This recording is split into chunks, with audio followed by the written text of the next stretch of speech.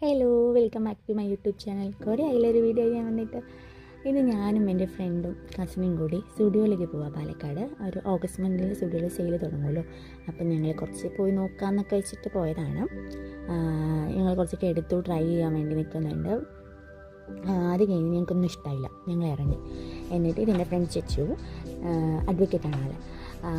അവർ car സീറ്റിൽ driver സീറ്റിലോട്ട് ഇരിക്കണമല്ലോ drive ചെയ്യാൻ വേണ്ടിയിട്ട്. പക്ഷേ എന്താ അപ്പുറത്തേക്ക് കാർ നിർത്തിയതുകൊണ്ട് ഡ്രൈവിംഗ് സീറ്റിൽ ഡയറക്റ്റ് കയറാൻ പറ്റിയില്ല.